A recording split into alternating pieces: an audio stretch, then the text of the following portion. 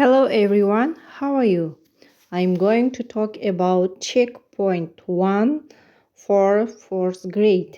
Сәлем достар, қалдарыңыз қалай? Бүгін біз сіздермен 4-ші сынып бойынша бөлімді қорытындылау, яғни тексеру checkpoint сабағына назар аударатын боламыз. Exercise 1, look and write. Қараңыз және жазыңыз дейді. Яғни сурет берілген, сол суреттің ағылшынша атауы қалай аталады? Естеріңізде болса, бұл сабақ өтілген 10-ші беттегі сабақты қайталасаңыздар естеріңізге түседі. Так, rowing, есу. Бірінші суретте садақ ату, archery. Екіншісінде қылыштасу, күресу, fencing. 3, water polo, су добы. 4, gymnastics, гимнастика. 5, figure skating. Мәнерлеп сырғанау. Келесі тапсырма. Read and choose, then complete the table. Оқыңыз және тыңдаңыз, сөйлемді толықтырыңыз дейді. Бұл жерде бұл тапсырманы орындамас бұрын сіздерге мына грамматикалық ережені еске түсіргім келіп тұр.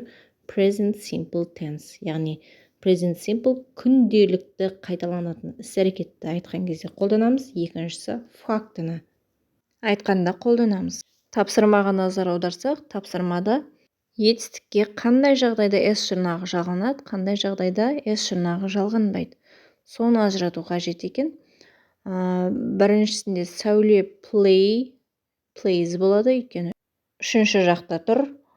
Сондықтан бізде S жұрнағы жалғанады. Таблицаға назар аударсаңыздар, I speak, you speak, жекеше түрдің бірінші, екінші жағында және көпше түрдің бірінші, екінші жағында, үшінші жағында да көпше түрдің етістікке ешқандай өзгерту жасалынбайды. Жекеше түрдің тек үшінші жағында ғана, he, she, itте ғана етістікке S жұрнағын жалғаймыз. Келесі бірінші тапсырмаға назар аударсаңыздар, Нұрлан and Гүлсара juggle болады.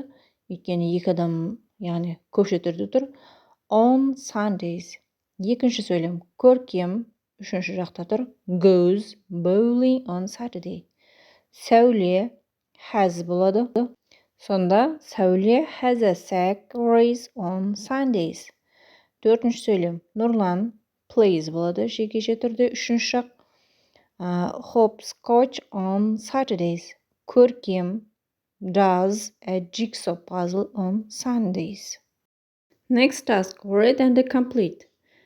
Келесі тапсырма, оқыңыз және сөйлемді толықтырыңыз. How much do the tickets cost? Екіде, they don't watch sport on TV. Үшінші сөйлем, where does he plays handball? Төртіншісінде, he doesn't like gymnastics. Бесте, what does Dana wear when she plays rugby?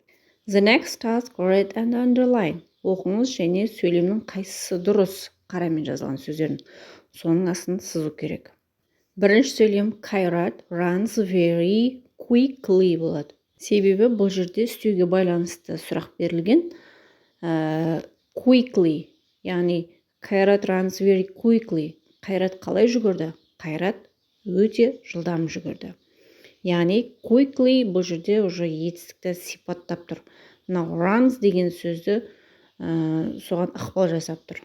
Өте жылдам жүгірді. Келесі екінші сөйлемде do you always болады. Негізгі етістіктің алдында always келеді. Міндетті түрде. Соған мән беріңіздер. Always go bowling with your brother болады.